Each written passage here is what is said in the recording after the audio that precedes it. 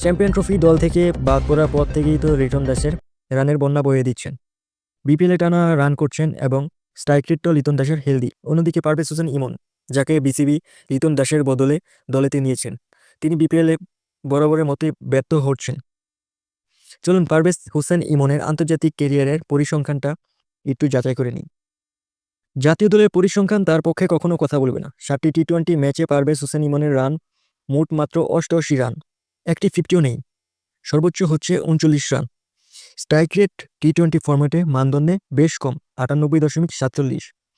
যদিও ভিন্ন ফরম্যাটে খেলাটা হবে, ওডিআই ফরম্যাটে খেলা হবে, তারপরও পারফরমেন্সকে নিয়ম ধরলে পারভেজ হোসেন ইমনের আন্তর্জাতিক ক্রিকেটে নেহাত অনুজ্জ্বল একটা ভবিষ্যৎ।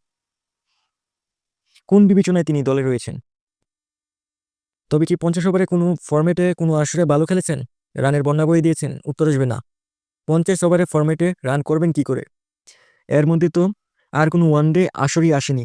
গত 1 মাসে প্রথমে এনসিএল টি-20, তারপর বিপিএল চলছে। তার কোনোটাতেই পারভেজ হোসেন ইমনের উল্লেখযোগ্য কোনো পারফরমেন্স নেই। বিপিএলে তো টানা তিনি ব্যর্থ হচ্ছে, এমনকি দুর্বার রাজশাহী তাকে 1 ম্যাচ দলে জায়গাও দেয়নি। অন্যদিকে প্রধান নির্বাচক গাজী আশরাফ হোসেন লিপু, তিনি যখন পারভেজ হোসেন ইমনকে দলে অন্তর্ভুক্ত করেছিলেন, তখন তিনি বলেছিলেন যে তার আগ্রাসিকতা মানসিকতা আছে বলে ইমনকে দলে নিয়েছেন।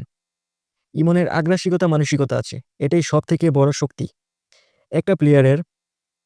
সে কোনো রান পাচ্ছে না, তার স্ট্রাইক রেট ভালো না, তিনি বরাবরের মতো ফ্লপ খেলছে, শুধু তার মনে এবং মানসিকতা শক্তিশালী, আগ্রাসী মানসিকতা রয়েছে। সেটার জন্য তিনি চ্যাম্পিয়ন ট্রফির দলে রয়েছেন। তো বরাবরের মতোই বিসিবি নির্বাচকরা, তাদের যে নির্বাচন কমিটিটা রয়েছে, যে ধরনের প্লেয়ারদেরকে নির্বাচন করছে, সেটা বরাবরের মতোই ভুল করছে।